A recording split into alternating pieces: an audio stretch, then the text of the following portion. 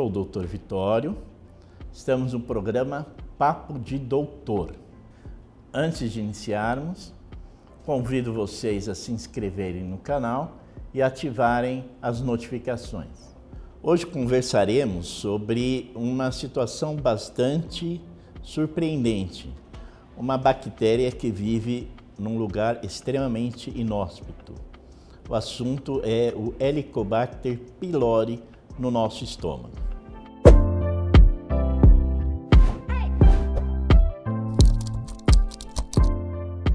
Doutor Décio, o que é esse tal de Helicobacter pylori que está todo mundo falando? Doutor Vitório, Helicobacter pylori foi uma bactéria que revolucionou uma série de conceitos que a gente tinha, inclusive que o estômago seria um órgão que não teria absolutamente nada dentro no seu ácido, tal era um ambiente tão inóspito que tinha. Mas essa bactéria é uma bactéria que infecta uma grande parte da população, para você ter uma ideia. No Brasil, cerca de 70% da nossa população é infectada. Então, ela é uma bactéria que ela infecta o ser humano, exclusivamente o estômago. Ela reside no estômago, ela não invade a mucosa, ela fica por cima da mucosa e ali ela causa um processo inflamatório. Então, essa é a bactéria Helicobacter pylori.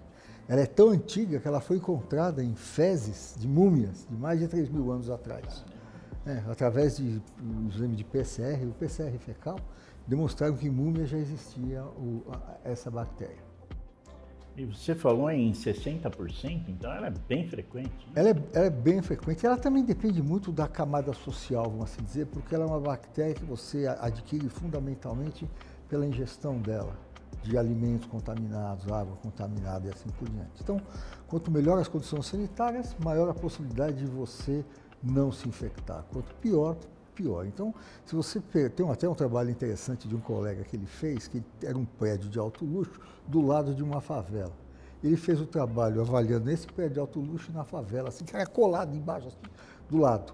No prédio de alto luxo, a infecção é em torno de 15%, 20%. Na favela, 90% do pessoal estava infectado. Mostrando que a condição socioeconômica e a condição de saneamento é fundamental na contaminação do ser humano. Então, essa porcentagem ela pode variar de país, pode variar de região para região? Pode. Na Europa é em torno de 20%, 30%, no Japão mais ou menos nessa idade, no Brasil em torno de 70%, na África 90% da população é infectada. É uma bactéria bem forte, né? Não, é muito resistente, ela é muito resistente. E tanto que ela é resistente que quando você se infecta, dificilmente você consegue clarear, ou seja, eliminar espontaneamente a bactéria. Ela causa uma inflamação crônica no indivíduo.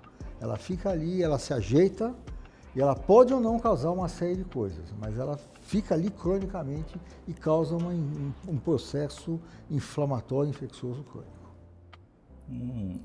Você falou que tem até em múmia, né?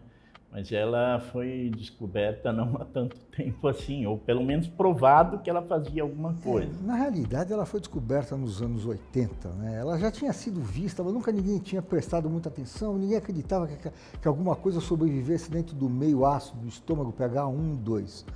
Aí até foi um acaso, porque eles estavam tentando fazer a cultura dessa bactéria e não conseguiam. Aí no fim de semana, o pessoal saiu no fim de semana prolongado, esqueceram a cultura lá, e quando voltaram do feriado, apareceu lá, eles conseguiram achar a bactéria, aí conseguiram fazer todas as relações. Então foi na década de 80.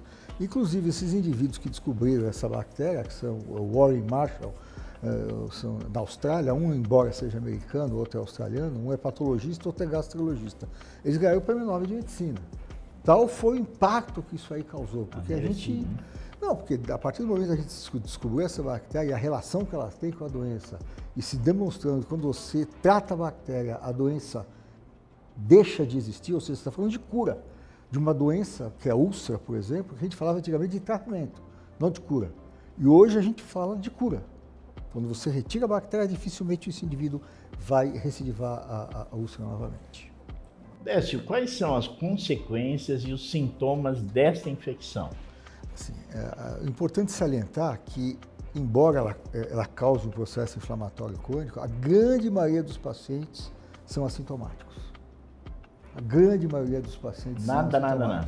Não sente absolutamente nada. Um percentual pequeno, tá? Um pessoal menor, vamos assim dizer, um pessoal menor de indivíduos podem ter algumas queixas, do tipo dor de estômago, queimação, dificuldade de ação, que são sintomas que a gente chama de sintomas dispépticos, que popularmente o pessoal conhece como gastrite, dentro desse, vamos dizer assim, do que é popular, vamos assim dizer, o que nós médicos chamamos de dispepsia. Ela pode evoluir para outras coisas, ela pode evoluir para úlcera, cerca de 10% dos pacientes que estão infectados, se ele tiver outros fatores que são genéticos, ambientais, ela pode evoluir para úlcera e pode até evoluir para o câncer. Isso é uma coisa importante. Já está muito bem demonstrado que o Helicobacter pylori é uma bactéria que tem potencial de levar o indivíduo a desenvolver o câncer. Ela é um oncogene, tá? Isso é muito importante. Mas, felizmente, é uma minoria dos pacientes que desenvolvem isso. Mas não basta ter só a bactéria.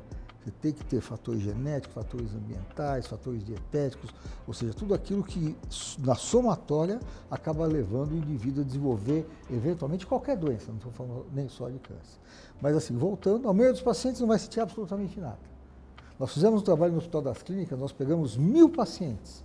A pergunta que a gente fazia para eles é o seguinte: você sente alguma coisa no estômago? Sente alguma dor, algum desconforto? Não sinto nada. Então ele estava lá para doar sangue, no banco de sangue lá do Hospital das Clínicas. E a gente pegou permissão, fizemos um trabalho, pegamos um pouquinho do sangue desse indivíduo e fizemos a pesquisa do Helicobacter pylori pelo método sorológico, que é um método que a gente pode utilizar em condições especiais. Então, voltando, eram 1000 pacientes que não sentiam nada. Absolutamente 70% deles estavam infectados e não sentiam absolutamente nada. Alta frequência. Alta frequência no nosso meio. É importante ressaltar um ponto aí, que ser portador dessa bactéria não quer dizer que terá câncer. Ele depende de outros fatores e é menos comum que tem. Exato. Você imagina que se 70% daqueles indivíduos que fizeram o exame que eram sintomáticos tivessem todos uma tendência a desenvolver o câncer somente pela presença da bactéria, a incidência de câncer gástrico no Brasil seria uma coisa absurda. Seria o mais frequente, né? No mundo. E é o que não é. Então, realmente é um percentual de 0,5% a 1% em indivíduos realmente, vamos dizer assim, selecionados, que acabam desenvolvendo, eventualmente, o adenocarcinoma gástrico, o câncer de estômago. Então, como que eu sei se ela é assim tão silenciosa? Como que eu sei? Como que a gente faz o diagnóstico que ela existe? Bom, o diagnóstico dela é relativamente simples. Existem os métodos invasivos, que, por exemplo, e são os mais comuns na realidade, que é a endoscopia. Tá? A endoscopia é um exame que hoje em dia a gente tem ele no nosso meio, ele é amplamente distribuído. É um exame que, embora seja invasivo, vamos assim dizer, né? Ele não acarreta maiores problemas na sua execução. E ele é um exame que realmente nos ajuda muito na identificação da bactéria e não só a identificação dela através da biópsia. A gente retira fragmentos do estômago, mas eventualmente a gente achar lesões que possam estar associadas a essa bactéria. Existem outros métodos, que são os métodos não invasivos, como, por exemplo, o teste respiratório, que é um exame que nós não temos muito disponível no nosso meio, e esse método que eu falei, que usaram na múmia, na múmia, que é você pegar um fragmento de fezes e, através de um método específico, que é o PCR, você identifica a presença da bactéria através do seu marcador genético, vamos assim, que é um método não invasivo, e no nosso meio é disponível. Então, se você não quer fazer o diagnóstico, necessariamente você não precisa fazer a endoscopia. Você tem testes que podem ser feitos, que são não invasivos, que vão te dar uma boa sensibilidade, ou seja, são métodos bastante assim, bons para o diagnóstico dessa bactéria. Perfeito. E fala uma coisa, como que eu trato? Tem uma dieta específica para ela? Ou, como você disse, a gente adquire conforme o sanitarismo, então ela deve vir por alguma coisa como comida ou água, né? Exato. E não só isso, mas também o contato pessoal é muito importante. porque através do contato pessoal você pode se contaminar, que nem hoje se contamina com o coronavírus, você pode se contaminar com o Helicobacter pylori. Isso já está demonstrado quando você analisa famílias que moram em agregados, vários familiares dormindo no mesmo quarto, habitualmente todos estão infectados. Se um se infecta, todos se infectam pela bactéria. Tá?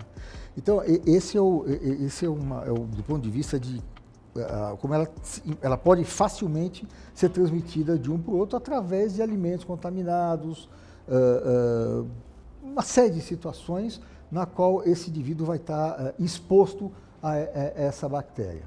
Como a gente trata? Na realidade, o tratamento dela não é simples. Ele tem que ser feito tem que ser orientado pelo médico, e é muito importante que o paciente entenda que o tratamento tem que ser feito corretamente pelo tempo que o médico indicar para ele.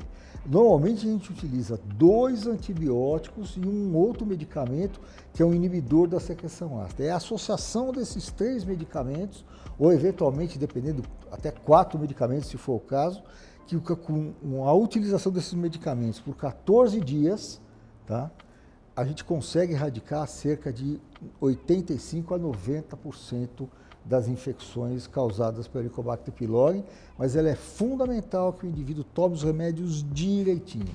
Se tomar errado, a chance de não erradicar é muito grande e pior, a bactéria cria resistência. E aí o retratamento é muito mais difícil. Então, para evitar alguma coisa, você já disse, mas vamos reforçar, né? Para evitar que a gente se contamine. E se tratou e por acaso a gente conseguiu se livrar, a gente readquire. Existe essa possibilidade? Existe. A reinfecção pela bactéria ocorre, ela não é tão frequente, mas ela pode acontecer em mais ou menos 5% dos indivíduos ao ano, vamos assim dizer. O importante, fundamentalmente, são condições de higiene. Lavar as mãos, lavar bem os alimentos, a água ser filtrada. Só com essas medidas simples, você consegue evitar tanto a infecção quanto a reinfecção. Muito obrigado. Até uma próxima.